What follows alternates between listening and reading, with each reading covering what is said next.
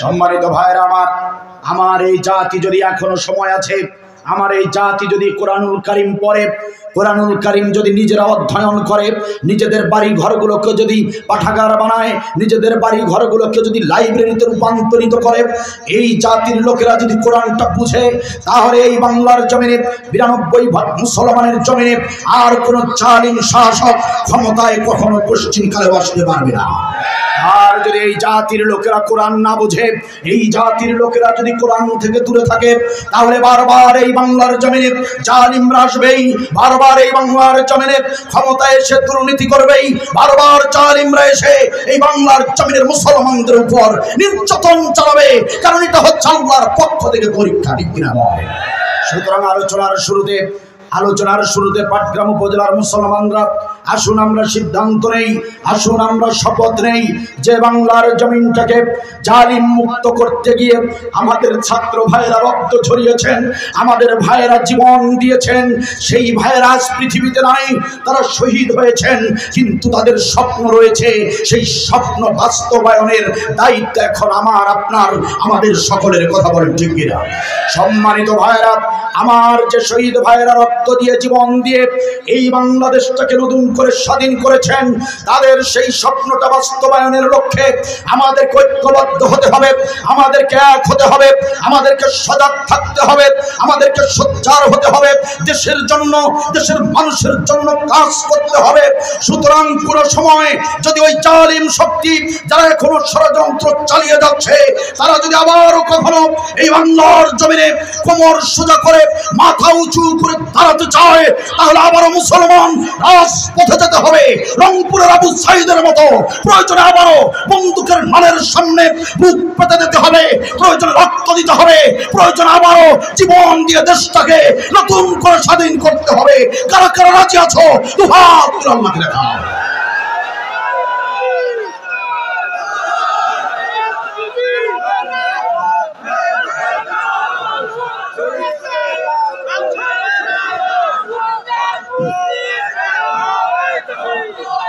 মাশাআল্লাহ,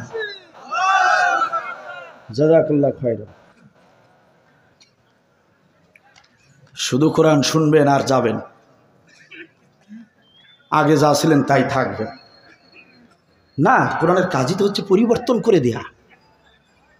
কোরআনের কাজ হচ্ছে আপনাকে প্রতিবাদী হিসেবে তৈরি করা, কোরআনের কাজ হচ্ছে আপনাকে বিপ্লবী বানিয়ে দেয়া। নিজে অন্যায় করব না, কাউকে অন্যায় করতেও দিব না, এরকম মানসিকতা তৈরি করে কোরআনুল কারীম।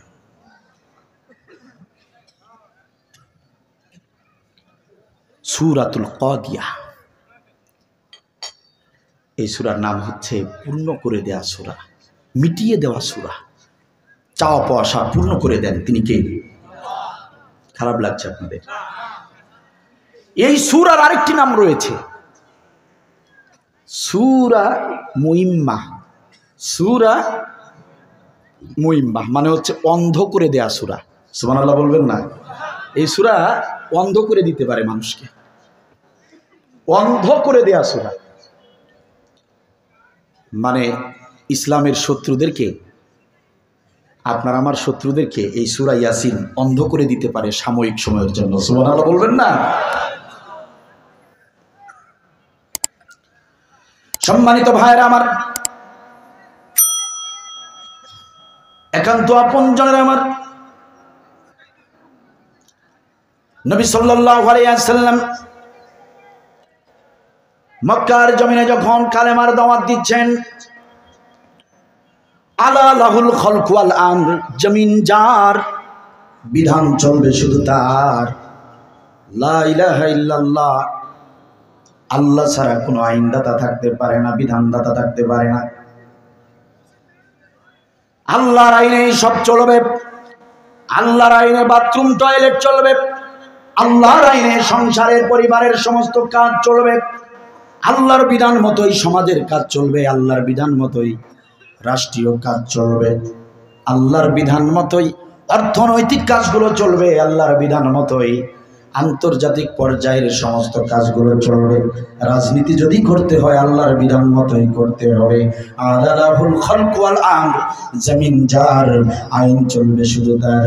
নবী এই দাওয়াত দিচ্ছিলেন, আবু লাহাব সহ্য করতে পারে নাই, নবীর গায়ে হাত তুলেছে। আরেক বর্ণনা এসেছে নবীর মুখে থুথু নিক্ষেপ করেছে। আল্লাহ রাব্বুল আলামিন ওই আবু লাহাবের বিরুদ্ধে মক্কার জমিনে সূরা লাহাব নাজিল করে দিয়ে আবু লাহাবের পরিণতি সম্পর্কে বলে দিলেন। শুধু লাহাবের জন্যই নয়, লাহাবের স্ত্রী সেও এক কাফের মহিলা ছিল, তার স্ত্রীকেও আল্লাহ বাদ দিলেন না। তার স্ত্রীর পরিণতি সম্পর্কেও আল্লাহ রাব্বুল আলামিন এই কুরআনুল কারীমের ভিতরে সূরা লাহাব নাজিল করে দিয়া পুরা মক্কার ভিতরে তাদের এই ভয়ঙ্কর পরিণতি জানিয়ে দিলেন। চিৎকার দিয়ে বলেন সুবহানাল্লাহ। সূরা লাহাব মুখস্থ আছে না? আবু লাহাব আর তার স্ত্রীর পরিণতি সম্পর্কে আল্লাহ বলেন, তুমি আমার নবীর গায়ে হাত দিতে চাও, আমার নবীকে তুমি মারতে চাও, আমার নবীকে তুমি অপমান করো না, আমার নবীর কিচ্ছু হবে না, বরং তুই আবু লাহাব তোর 2 হাত ধ্বংস হয়ে যাবে। কথা কা? এই সূরাটা যখন নাজিল হয়ে গেল, ওই যে কেন বলছি এই কথাগুলো, এই সূরার নাম সূরা মুইম্মা, অন্ধ করে দেয়া সূরা। এটা বোঝাতে গিয়ে কথাগুলো বলছি, শোনেন। তো নবীর উপর নাজিল হয়ে গেল সূরা লাহাব। তো নবী সাল্লাল্লাহু আলাইহি সাল্লামের বৈশিষ্ট্য ছিল, কাজ ছিল, যখনই একটা সূরা নাজিল হতো সঙ্গে সঙ্গে নবী কি করতেন, সেটা সাহাবীদের সামনে তিলাওয়াত করে শোনায় দিতেন। মক্কার ভাষা কি ছিল? আরবি। কোরআনের ভাষা এটা তো ব্যাখ্যা করা লাগতো না তাদের কাছে, তারা সব বুঝতো। কথা কি বোঝা যায়? নবী বলে দিতেন, এই যে সূরা লাহাব নাজিল হয়েছে আল্লাহর পক্ষ থেকে, আল্লাহ তাআলা এই পরিণতির কথা বলে দিয়েছেন। এক নিমিষেই পুরো মক্কার ভিতরে এই সংবাদ চলে গেল। কি হয়েছে? কি হয়েছে? আবু লাহাব আর আবু লাহাবের স্ত্রীর বিরুদ্ধে সূরা নাজিল হয়েছে। কথা কি বুঝতেছেন? আবু লাহাবের কানে চলে গিয়েছে, আবু লাহাবের স্ত্রীর কানে চলে গিয়েছে। আবু লাহাবের স্ত্রী যখন শুনছে যে আবু লাহাবের নামে পরিণতি সম্পর্কে আসছে, ঠিক আছে, আমার ব্যাপারেও আল্লাহ এরকম কথা বলেছে কোরআনে, না, এটা বরদাস্ত করা যায় না। আবু লাহাবের স্ত্রী কি করলো? একটা লাঠি হাতে নিল। আবু লাহাবের স্ত্রী একটা লাঠি হাতে নিয়ে খুঁজতে শুরু করলো, আব্দুল্লাহর বেটা মুহাম্মদ কোথায়? আব্দুল্লাহর বেটা মুহাম্মদকে যদি আমি পাই, ওকে আমি এই লাঠি দিয়ে পিটিয়ে আজ মেরেই ফেলবো। নাউজুবিল্লাহ। কার স্ত্রী? লাহাবের স্ত্রী উম্মে জামিলা।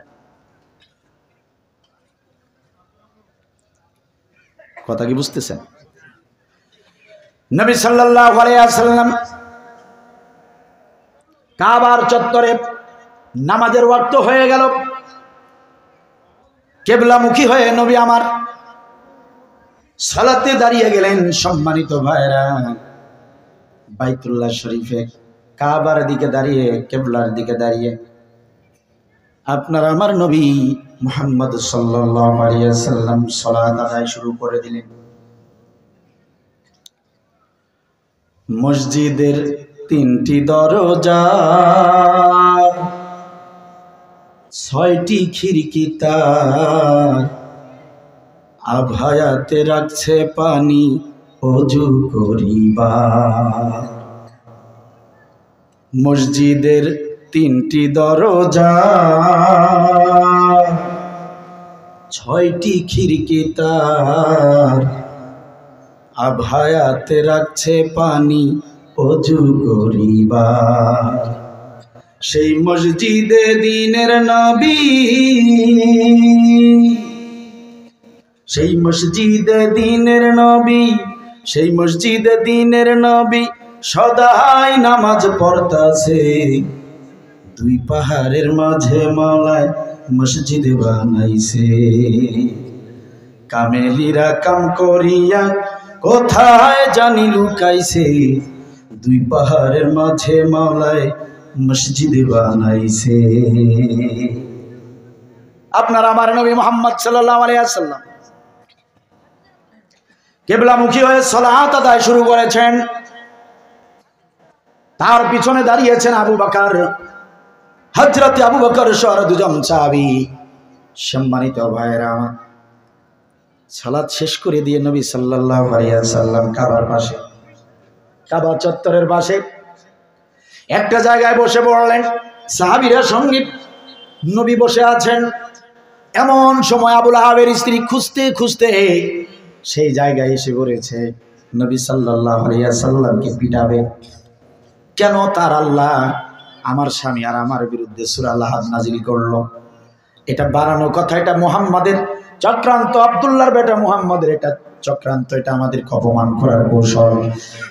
আবুল আহাবের স্ত্রী হাতে লাঠি নিয়ে সেই জায়গায় চলে এসেছে। আমার ভাইয়েরা, একান্ত আপনজনেরা, আমার আবু বকর রাদিয়াল্লাহু তাআলা আনহু নবীর ডান পাশে বসা। সম্মানিত ভাইয়েরা আমার, আবু বকর রাদিয়াল্লাহু তাআলা আনহু নবী সাল্লাল্লাহু আলাইহি ওয়াসাল্লামের দিকে তাকিয়ে বলেন, ইয়া রাসূলুল্লাহ, ইয়া হাবিবাল্লাহ, রিয়াকশন তো শুরু হয়ে গিয়েছে, সূরা লাহাব নাজিল হয়েছে, নিশ্চয়ই সেই লাহাবের খবর তারা পেয়ে গিয়েছে। ওই সূরার ভিতরে তাদের পরিণতির কথা এসেছে, এই কারণে নিশ্চয়ই আবু লাহাবের স্ত্রী হাতে লাঠি নিয়ে আপনাকে মারতে এসেছে। এখন কি উপায় হবে? নবী ডাক দিয়ে বলে, ও আবু বকর, চিন্তা করো না রে, ও হযরতে আবু বকর, চিন্তা করো না, চিন্তা করো না, যা কিছু হয় তুমি শুধু দেখে যাও, চিন্তা করো না, হতাশ হয়ো না। চিৎকার দিয়ে বলেন সুবহানাল্লাহ। আবু লাহাবের স্ত্রী একদম তাদের সামনে এসে দাঁড়িয়েছে লাঠি হাতে নিয়ে। আবু বকরের পাশে কে আছে? কথা বলে না, কে আছে? নবী সাল্লাল্লাহু আলাইহি ওয়াসাল্লাম আছে না নাই? আছে। আবু লাহাবের স্ত্রী লাঠি নিয়ে আবু বকর, মুহাম্মদ সাল্লাল্লাহু আলাইহি ওয়াসাল্লাম তাদের সামনে দাঁড়িয়ে লাঠি নিয়ে বলতেছে, হে আবু বকর, হে আবু বকর, তোদের নবী কোথায় রে? সুবহানাল্লাহ বলবেন না? নবী পাশে আছে না নাই? আছে, পাশে আছে। আবু বকরের পাশে আছে। আবু লাহাবের স্ত্রী লাঠি হাতে নিয়ে বলতেছে, আবু বকর, তোদের নবী কোথায়? আজ যদি তোদের নবীকে আমি পাই, পিটি ওকে মেরাই ফেলবো, আমার বিরুদ্ধে সূরা নাজিল হয়, তাই না?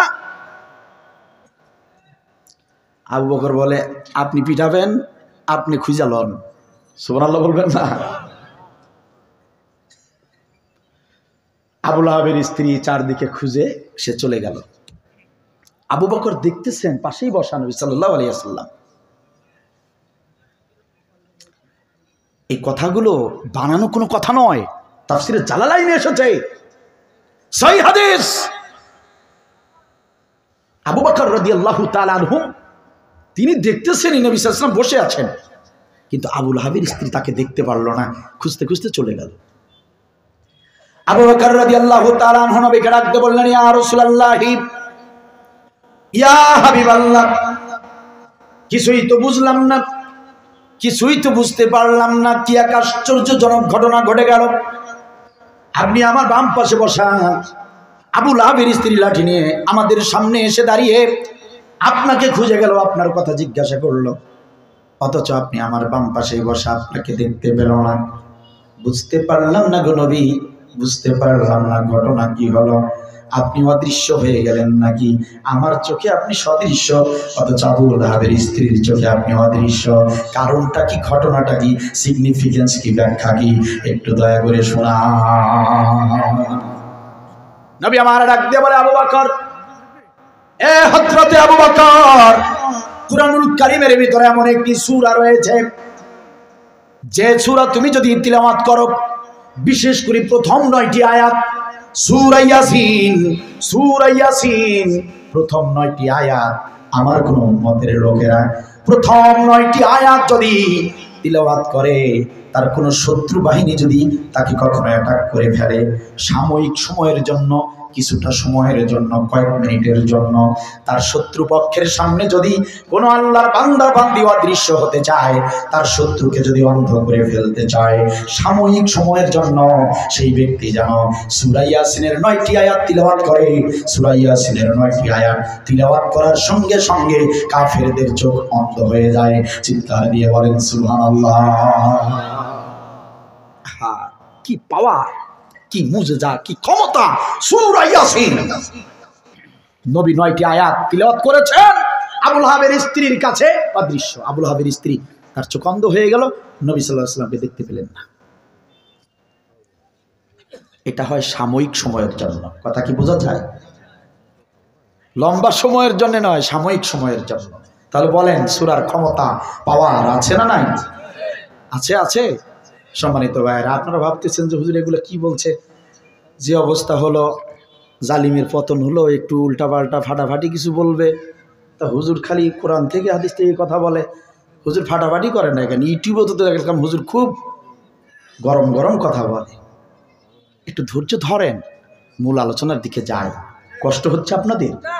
কষ্ট হচ্ছে? আরে ভাই, জালিমের শাসন আমলে হক কথা বাদ দেই নাই, কয়েকবার জেল খেটেছি, কিন্তু জালিমদের সঙ্গে কখনো আপোষ করি নাই। কোরআনের মঞ্চে যখন উঠেছি তখন ওই জালিমদের আবু জাহেল আর আবু লাহাবরা আমাদের ডানে আর বামে বসে থাকতো। যখনই কোরআনের হক কথাগুলো বলতাম তখনই ওই জালিমের আবু জাহেল আর আবু লাহাবেরা আমাদেরকে কখনো কখনো চিরকুটে লিখতো, হুজুর রাজনৈতিক বক্তব্য বন্ধ করুন। আবার কখনো কানে কানে বলতো, হুজুর রাজনৈতিক বক্তব্য দিবেন না।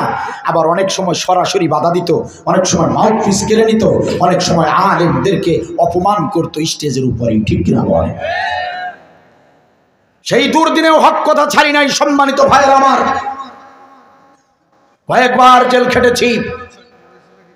আমার থানার ওসি একবার আমাকে, তৃতীয়বার যখন আমি জেলে ঢুকলাম, আমাকে গ্রেপ্তার করে থানার ভিতরে নিয়ে গিয়ে আমার চোখ বেঁধে ফেলল।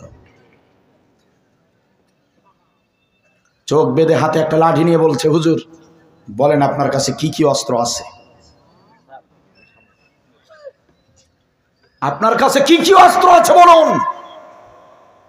আমাদের কাছে অস্ত্র আছে এটা শয়তানও বিশ্বাস করবে না। ঠিক কিনা বলেন? ওরাও ভালো করে জানে, ওরাও ভালো করে জানে আমাদের কাছে কোনো অস্ত্র নাই। আমাদের কাছে যে অস্ত্রটা আছে এইটাকে ওরা খুব ভয় পায়, যে হুজুররা যদি একবার কোনো মতে কোরআনটাকে সংসদে নিয়ে যেতে পারে তাহলে এই জমিনে আর কোনোদিন জালিমরা ক্ষমতায় আসতে পারবে না। এই ভয়েই তারা আলেমদের উপর নির্যাতন চালিয়েছে। ঠিক কিনা বলে? ওরা ভালো করে জানে। আর আমাদেরকে নির্যাতন করে ভয় দেখাতে চেয়েছে, যাতে করে আমরা মঞ্চে গিয়ে জনতার সামনে যাতে করে তাদের মুখোশ উন্মোচন করে না দেই। এই কারণে তারা ভয় দেখানোর জন্য আমাদের উপর তারা নির্যাতন করেছে। ঠিক কিনা বলে? কিন্তু ভয় দেখিয়ে কোনো লাভ নাই। ভয় যদি পেতাম, আরামায়েশের জীবন যদি চাইতাম, তাহলে কোরআনের মঞ্চে আসতাম না প্রিয় ভাইয়েরা। তাহলে 20-30 লক্ষ টাকা বাবার কাছ থেকে নিয়ে কোনো এক সরকারি চাকরি নিতাম ঘুষ দিয়ে। কথা বলেন না কেন? 20-30 লাখ টাকা খরচ করে কোনো এক সরকারি জব করতাম। যদি ভয় পেতাম তাহলে কোরআনের মঞ্চে আসতাম না, আরামায়েশে জীবন কাটিয়ে দিতাম। কিন্তু যখন কোরআনের ময়দানে এসেছি, কোরআন সামনে নিয়ে যখন মঞ্চে উঠেছি, তখন সবাইকে বুঝে নিতে হবে মৃত্যুর ভয় আমরা করি না, জেলখানার পরও আমরা করি না। আরে আমাদের কাছে জেলখানা হলো জান্নাতে যাওয়ার পথে যাত্রী ছাউনি। ওই যাত্রী ছাউনি ওটা আমাদের কাছে জেলখানা মনে হয় না। ঠিক কিনা বলে? বিগত প্রায় 16টি বছর এই জালিমবাদ সরকার এই দেশের জনসাধারণ, আপামর জনগোষ্ঠী যারা, শ্রমিক যারা, দিন মজুর যারা, তাদের উপরেও নির্যাতন চালিয়েছে। বিভিন্নভাবে দ্রব্যমূল্যের ঊর্ধ্বগতির মাধ্যমে বিভিন্ন কৌশলে প্রত্যেকটা জায়গায় জুলুম করেছে। ঠিক কিনা বলে? শুধু আলেমদের উপর নির্যাতন করেছে এটা আপনাদের ভুল ধারণা। প্রত্যেকটা ব্যক্তির উপর নির্যাতন করেছে, জুলুম করেছে, শিক্ষার উপর জুলুম করেছে, ইসলামী আন্দোলনের উপর জুলুম করেছে, অর্থনীতির উপর জুলুম করেছে, রাজনৈতিক গণতান্ত্রিক দেশটার উপরে জুলুম করেছে। ঠিক কিনা বলেন? সম্মানিত ভাইয়েরা আমার, একান্ত আপনজনের আমার, তারা শুধু আলেমদেরকেই হত্যা করে নাই, ইসলামী আন্দোলনের নেতৃবৃন্দকেই শুধু ফাঁসিতে ঝুলায় নাই। সম্মানিত ভাইয়েরা আমার, তারা আমাদের কলিজার টুকরা, আমাদের নয়নমণি, আমাদের হৃদয়ের স্পন্দন, আমাদের সকলের প্রিয় মানুষ, ভালোবাসার মানুষ আল্লামা সাঈদী রহমাতুল্লাহ আলাইহিকেও তারা অন্যায়ভাবে নাটকীয়তার মাধ্যমে ষড়যন্ত্র করে মেডিকেলে এনে ইনজেকশন পুশ করে হত্যা করেছে। কথা বলেন ঠিক কিনা?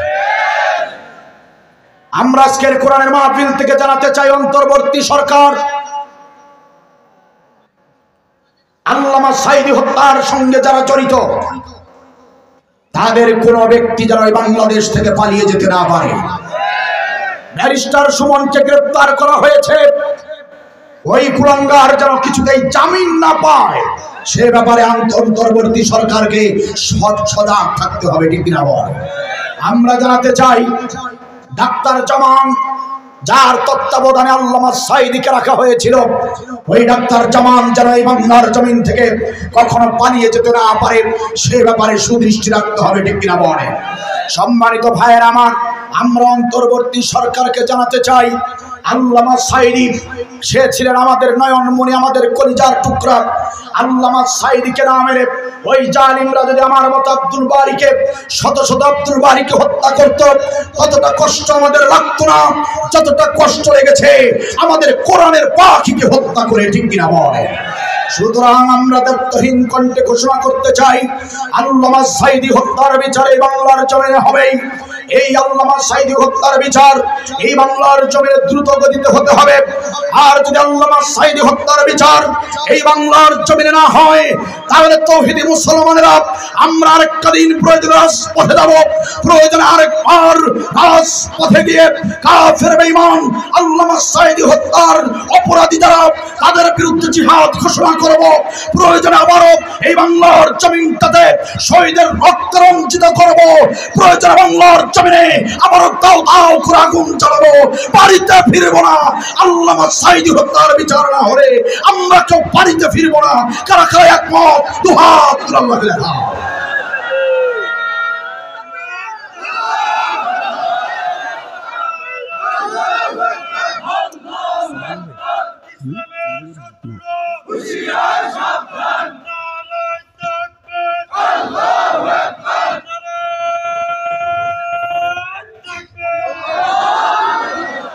মাশাআল্লাহ, জাযাকাল্লাহ, আল্লাহ কবুল করুন। এই জালিমদের পতন যদি 5 আগস্টে না হয়ে যদি 6 আগস্টে হতো, আরো হাজার হাজার ছাত্রদের লাশ পড়তো এই দেশে। ও তো চেয়েছিল আরো 2 দিন, চেয়েছিল আরো 2 দিন ছাত্রদেরকে হত্যা করে ক্ষমতায় টিকে থাকা যায় কিনা এ ব্যাপারে সুযোগ চেয়েছিল, সময় চেয়েছিল, ঠিক কিনা বল? ছাত্রদেরকে মেরে হত্যা করে ক্ষমতায় থাকতে চেয়েছে জালিমরা। আলেমদেরকে হত্যা করে ইসলামকে শেষ করে দিয়ে ক্ষমতায় থাকতে চেয়েছিল তারা, ঠিক কিনা বল? ওরা ছাত্র মেরে চেয়েছিল থাকতে ক্ষমতায়, ওরা আলেম মেরে চেয়েছিল থাকতে ক্ষমতায়, থাকিতে পারে নাই। আলেমরা পালায় না, জালেম পালায়। আলেমরা তো পালায় না, জালেম পালায়, ঠিক কিনা বল? আমার দেশের জনগণ 5 আগস্টে হয়ে গেল জালিমের পতন। আমার দেশের জনগণ 5 আগস্টে হয়ে গেল জালিমের পতন। ওরা ছাত্র মেরে চেয়েছিল থাকতে ক্ষমতায়, ওরা আলেম মেরে চেয়েছিল থাকতে ক্ষমতায়, থাকিতে পারে নাই। আলেমরা তো পালায় না, জালেম পালায়। আলেমরা তো পালায় না, জালেম পালায়, ঠিক কিনা বলেন?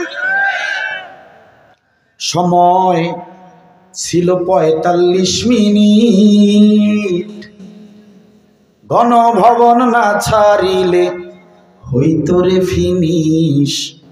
কথা বলে না? সময় ছিল 45 মিনিট, গণভবন না ছাড়িলে হইতো রে ফিনিশ।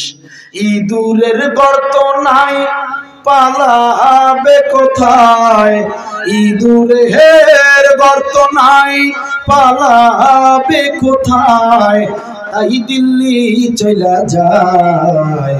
আলেমরা তো পালায় না, জালেম পালায়।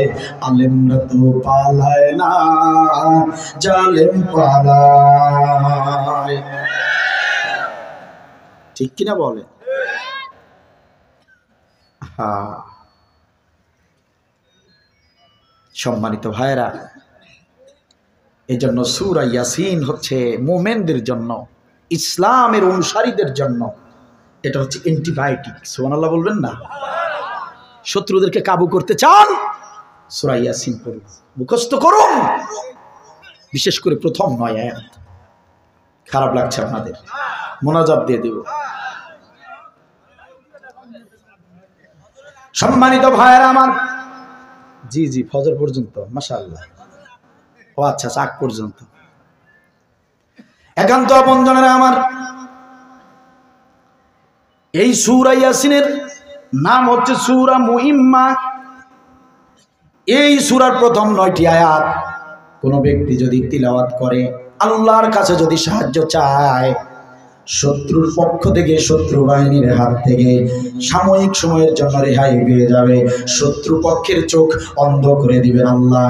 এই কারণেই সূরার নাম হচ্ছে সূরা মুহিম্মা, অন্ধ করে দেয়া সূরা। চিল্লায়া বলেন সুবহানাল্লাহ। কি পাওয়ার সূরা! হযরতে কুরতুবী, আল্লামা ইমাম কুরতুবী রহমাতুল্লাহি আলাইহি, নাম শুনেছেন না আপনারা? মস্ত বড় একজন আলেম ছিলেন আল্লামা কুরতুবী রহমাতুল্লাহি আলাইহি। তাকে তার সময়ের জালিম শাসক গ্রেফতার করলো। কেন? হক কথা বলার কারণে, কোরআনের কথা বলার কারণে। আল্লামা কুরতুবী রহমাতুল্লাহি আলাইহি ছিলেন খুবই শক্তিশালী, জোয়ান জাহাদারি একজন মানুষ। খারাপ লাগছে আপনাদের? মোনাজাত দিয়ে দেব। আমার আলোচনা আপনাদের ভালো লাগছে না, লাগবে না। কোরআন শোনার অভ্যাস যাদের নাই, তাফসীর শোনার অভ্যাস যাদের নাই, তাদের ভালো লাগার কথা নয়। সম্মানিত ভাইরা, আল্লামা কুরতুবী রহমাতুল্লাহি আলাইহি তিনি ছিলেন খুব শক্তিশালী একজন মানুষ, মস্ত বড় একজন আলেম। জালিম সরকার তাকে সহ্য করতে পারল না, তাকে গ্রেফতার করলো। গ্রেফতার করে জেলের ভিতরে ঢুকিয়ে দিল, জেলখানার ভিতরে ঢুকিয়ে দিল আল্লামা কুরতুবী রহমাতুল্লাহ আলাইহিকে। কুরতুবী রহমাতুল্লাহি আলাইহি এতটাই শক্তিশালী ছিলেন, সম্মানিত ভাইয়েরা আমার ভালো করে শুনুন, এমন শক্তিশালী ছিলেন, তিনি জেলখানার ওয়াল ভেঙে বের হয়ে বললেন। সুবহানাল্লাহ বলবেন না? তাফসীরের ভিতরে এসেছে। আল্লামা কুরতুবী রহমাতুল্লাহ আলাইহি ওয়াল ভেঙে বের হয়ে পালাতে শুরু করলেন, দৌড়াতে শুরু করলেন। হযরতে আল্লামা কুরতুবী রহমাতুল্লাহি আলাইহি জেলখানার দেয়াল ভেঙে পালিয়ে গেলেন। দৌড়ে দৌড়ে তিনি পালিয়ে যাচ্ছেন। জেল প্রহরীরা বলল, ওই তো চলে যায়, মাওলানা সাহেব পালায়, জেলখানা থেকে বের হয়ে যাচ্ছে, জেলখানা থেকে চলে যাচ্ছে, তাকে ধরো, তাকে ধরো। জালিমের পুলিশ বাহিনী যারা ছিল, ওই জালিমের পুলিশ বাহিনী যারা ছিল, ওই সময় তো মোটর গাড়ি ছিল না, ওই সময়ে ছিল যানবাহনের জন্য ঘোড়া। কয়েকজন পুলিশ ঘোড়ায় উঠে, জালিমের পুলিশেরা ঘোড়ায় উঠে আল্লামা কুরতুবী রহমাতুল্লাহ আলাইহিকে ধাওয়া করেছে ধরার জন্য। আল্লামা কুরতুবী রহমাতুল্লাহি আলাইহি সামনের দিকে দৌড়ে যায়, আর জালিমের পুলিশেরা ঘোড়ার পিঠে চড়ে আল্লামা কুরতুবীকে ধরার জন্য সামনের দিকে তার পিছে পিছে ধাওয়া করে। এক সময় দৌড়ে দৌড়ে আল্লামা কুরতুবী রহমাতুল্লাহি আলাইহি দৌড়ে দৌড়ে যাচ্ছে, কিন্তু এক সময় পুলিশ বাহিনীরা তার কাছে চলে আসে। কারণ ঘোড়ার দৌড় আর মানুষের দৌড় কখনো এক হয় না। আপনি খালি পায়ে দৌড়ে কতটুকু যেতে পারবেন? সম্মানিত ভাইরা, পিছনে যারা এসেছে পুলিশ বাহিনী, তারা ঘোড়ায় চড়ে এসেছে। আল্লামা কুরতুবী রহমাতুল্লাহি আলাইহি কিছু দূর দৌড়াবার পরেই, কিছু দৌড়াবার পরেই পুলিশ বাহিনী, ঘোড়ায় চড়ে বসা পুলিশ বাহিনী আল্লামা কুরতুবীকে ঘিরিয়ে ফেলল। সম্মানিত ভাইরা আমার, আল্লামা কুরতুবী রহমাতুল্লাহি আলাইহিকে এইভাবে চতুর্দিক থেকে ঘোড়াগুলো দিয়ে ঘিরিয়ে ফেললো। ডাক দিয়ে বলল পুলিশেরা, ও কুরতুবী, ও মাওলানা কুরতুবী, আল্লামা কুরতুবী, আপনি জেলখানা থেকে পালিয়ে যাচ্ছিলেন, আমরা তো আপনাকে ধরে ফেলেছি, আপনার আর বাঁচার উপায় নাই, এতদিন জেলখানার ভিতরে ছিলেন, আজকে আপনাকে গ্রেফতার করে সরাসরি ফাঁসিতে ঝুলাইয়া দেব। এই কথা বলার সঙ্গে সঙ্গে যখনই পুলিশেরা লাফ দিয়ে ঘোড়া থেকে নেমেছে, আল্লামা কুরতুবীকে ধরবে, আল্লামা কুরতুবীকে ধরবে, যখনই ঘোড়ার পিঠ থেকে পুলিশেরা নেমেছে, নেমে আল্লামা কুরতুবীকে ধরবে, আল্লামা কুরতুবী তাদের মাঝখানে, তারা ঘোড়া দিয়ে তো চারপাশ থেকে ঘিরিয়ে ফেলেছে। যখনই পিঠ থেকে, উটের পিঠ থেকে নেমেছে, আমার পর আল্লামা কুরতুবীকে ধরবে, হঠাৎ করেই তারা আল্লামা কুরতুবীকে আর দেখতে পায় না। সবাই মিলে খোঁজাখুঁজি শুরু করলো, এই তো এখানেই দাঁড়িয়েছিল, এই তো এখানেই দাঁড়িয়েছিল, হঠাৎ করে কিভাবে অদৃশ্য হয়ে গেল। সবাই এভাবে সুন্দর করে খুঁজতে শুরু করলো, খুঁজতে খুঁজতে হয়রান হয়ে গেল, আল্লামা কুরতুবীকে পেল না। হযরতে আল্লামা কুরতুবীকে না পেয়ে তারা আবার মহলে চলে গেল, রাজপ্রাসাদে চলে গেল। আল্লামা কুরতুবী রহমাতুল্লাহি আলাইহি তার তাফসীর গ্রন্থে তিনি লেখেন, আমাকে যখন পুলিশরা চারদিক থেকে ঘিরিয়ে ফেললো, আমার তো আর কোনো কাজ ছিল না, কি আছে আর করার কোনো উপায় ছিল না। সেই সময় মনে পড়ে গেল বিশ্বনবী 1400 বছর আগে যে হাদিসে বলেছেন, হাদিস শরীফে এসেছে, বিশ্বনবী বলেছেন সূরা ইয়াসিনের প্রথম 9টি আয়াত যদি কোনো ব্যক্তি বিপদের সময় শত্রুকে অন্ধ করতে গিয়ে, যদি বিপদের সময় শত্রুকে অন্ধ করার জন্য যদি কেউ ওই আয়াত 9টি যদি মুখস্থ যদি মনে মনে পড়ে নেয়, মনে মনে পড়তে দেরি হবে, শত্রুদের চোখ অন্ধ হতে দেরি হবে না। নবী এই কথা বলেছেন, এই হাদিসটা আমি মনে করে আমি কুরতুবী ওই মুহূর্তে এই সূরা ইয়াসিনের প্রথম 9টি আয়াত তিলাওয়াত করে ফেললাম। আর আমি দেখতে পেলাম কি আশ্চর্যজনক ঘটনা, আমি ওখানে দাঁড়িয়ে আছি, অথচ কাফের পুলিশরা আমাকে দেখতে পারলো না, আমাকে গ্রেফতার করতেও পারলো না। চিৎকার দিয়ে বলেন সুবহানাল্লাহ। আলেম কারে বলে? সূরা ইয়াসিন কত পাওয়ারফুল, কত ক্ষমতা সম্পন্ন একটি সূরা। এই সূরাটির প্রথম 9 আয়াত প্রত্যেককে মুখস্থ করা উচিত, ঠিক কিনা বলেন? এত প্রয়োজনীয় একটি সূরা। আল্লাহ তাআলা আল্লাহ ইমাম কুরতুবী রহমাতুল্লাহ আলাইহিকে এত জ্ঞান দিয়েছিলেন, এত ইলম দিয়েছিলেন, তার লেখা অনেক কিতাব রয়েছে। তিনি নিজে প্রমাণ, বিপদে পড়ছেন, ইয়াসিন পড়েন, আল্লাহ আপনাকে রক্ষা করে দিবে, কারণ এই সূরার নাম মুইম্মা, শত্রুকে অন্ধ করে দেয়। সুবহানাল্লাহ বলবেন না? আধ্যাত্মিক জগতের একজন আলেম ছিলেন আল্লামা কুরতুবী রহমাতুল্লাহি আলাইহি। ভালো করে মনে রাখুন, 3টা গুণ যখন কোন আলেমের ভিতরে এসে যাবে, মুফাসসিরিনে কেরামগণ বলেন ওই আলেমকে আল্লাহ রাব্বুল আলামিন ওই 3টি গুণের কারণে কিছু আধ্যাত্মিক শক্তি দান করেন। আল্লাহু আকবার। কোন আলেমের ভিতরে, কোন উলামার ভিতরে, মাওলানার ভিতরে যদি 3টা গুণ সমন্বয় হয়, 1 নম্বর ইলম, কোরআনের ইলম যদি যথাযথ থাকে, 2 নম্বর নেক আমল, কোরআনের ইলম অনুযায়ী সে যদি আমলগুলো ঠিকভাবে করে, 3 নম্বর তাকওয়া, আল্লাহর প্রতি ভয় যদি তার হৃদয়টা পরিপূর্ণ থাকে, মুফাসসিরিনে কেরামগণ বলেন ওই আলেমকে আল্লাহ রাব্বুল আলামিন আধ্যাত্মিক শক্তি, ক্ষমতা দান করে থাকেন। সুবহানাল্লাহ বলবেন না? এরকম একজন আলেম ছিলেন কুরতুবী রহমাতুল্লাহি আলাইহি। আধ্যাত্মিক শক্তি, গোপন শক্তি। আমাদের দেশেও একজন আধ্যাত্মিক শক্তির অধিকারী আলেম ছিলেন, আমাদের দেশে ছিলেন। আরে জালিমরা তাকে বাঁচতে দেয় নাই।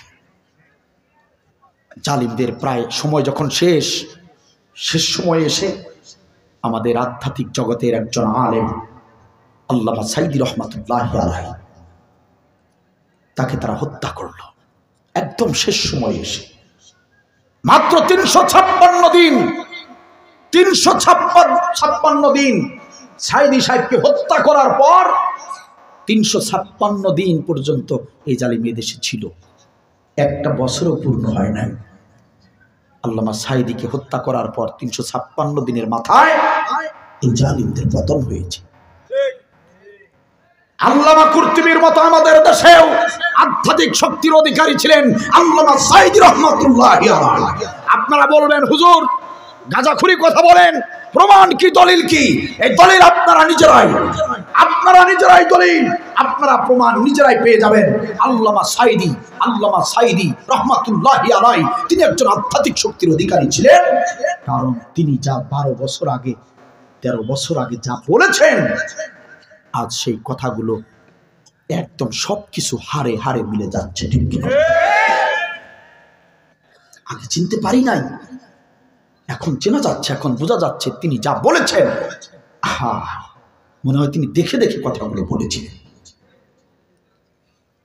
বিগত দিনের জালিম সরকার যখন সরকার গঠন করলো, জালিমরা রাষ্ট্রে বসার সঙ্গে সঙ্গে তিনি এক প্রোগ্রামে বললেন, আজ কথা আমাকে বলতেই হবে, হয়তো আর কোনোদিন কথা বলতে পারবো কিনা জানি না।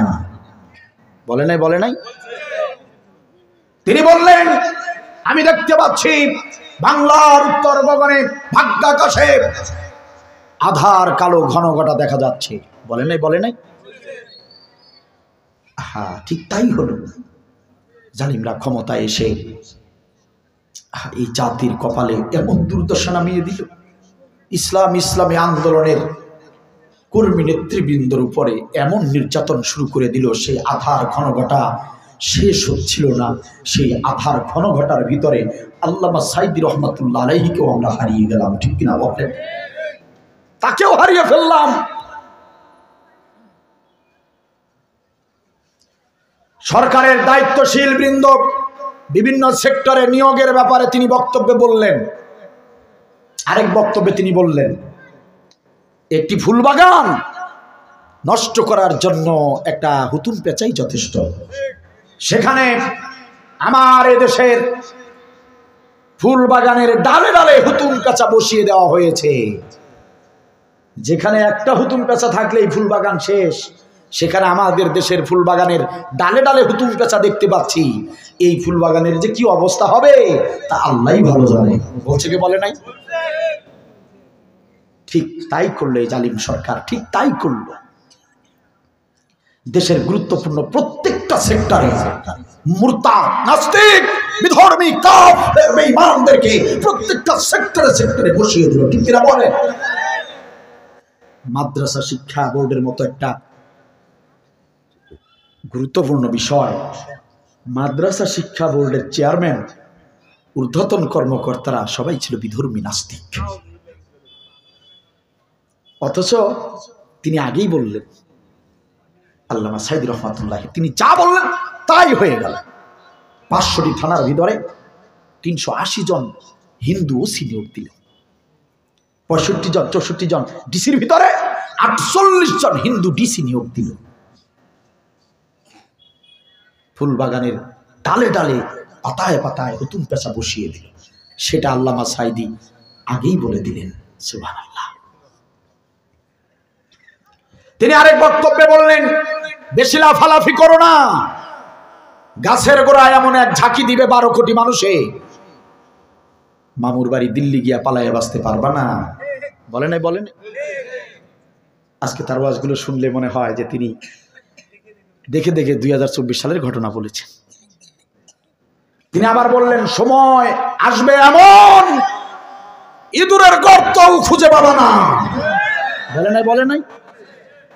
হ্যাঁ, আমাদের দেশের হীরের টুকরো, আমাদের দেশের, শুধু আমাদের দেশের না, সারা বিশ্বের তৌহিদি মুসলমানদের শ্রেষ্ঠ সম্পদ, আমরা তাকে হারিয়েছি। আমরা দোয়া করছি আল্লাহ তাআলা তাকে শাহাদাতের সর্বোচ্চ মর্যাদা দান করুন। সবাই বলেন আমিন। সম্মানিত ভাইয়েরা আমার, মুফাসসিরে কেরামগণ বলেন, এই সূরার নাম হলো মুহিম্মা। শত্রুকে, শত্রু বাহিনীকে অন্ধ করে দিতে পারে। একান্ত আপনজনের আমার, এই সূরাটির এত গুরুত্ব, এত মর্যাদা, এত সম্মান, এত ফজিলত আল্লাহ দিয়েছেন। পাটগ্রাম উপজেলার মুসলমানেরা একটু কান লাগিয়ে শুনুন, যে সূরাটির এত গুরুত্ব, মর্যাদা, এত ফজিলত আল্লাহ দিলেন, নিশ্চয়ই সেই সূরার ভিতরে যে আয়াতগুলো এসেছে, সেই আয়াতগুলোর ভিতরে আপনার আমার জন্য গুরুত্বপূর্ণ কিছু মেসেজ রয়েছে। ঠিক কিনা বলে? কি মেসেজগুলো রয়েছে জানার দরকার আছে না? নাই? তিনটি আয়াত আপনাদের সামনে আমি তিলাওয়াত করেছি, তিনটি আয়াত। এখন থেকে ইনশাল্লাহ 10 মিনিট কথা বলবো, খারাপ লাগবে? এখন থেকে ইনশাল্লাহ 10-12 মিনিটের মধ্যে আমরা মোনাজাতে চলে যাব। এই 10-12 মিনিট শুনুন যে এই তিনটি আয়াতের ভিতরে আল্লাহ তাআলা কি বললেন, এত গুরুত্বপূর্ণ সূরার ভিতরে আল্লাহ তাআলা কি মেসেজ দিলেন, একটু মনোযোগ দিয়ে শুনুন। কোনো নড়াচড়া হবে না, একদম গুরুত্বপূর্ণ কথাগুলো শুনুন। দেখুন আল্লাহর ভাষায় আল্লাহ কি বললেন, মনোযোগ দেন। আল্লাহ বলছেন ইয়াসিন, এগুলো হচ্ছে হরফে মুকাত্তাআত, বিচ্ছিন্ন অক্ষর। এগুলোর অর্থ, সঠিক অর্থ আল্লাহই ভালো জানেন। এগুলোর অর্থ পৃথিবী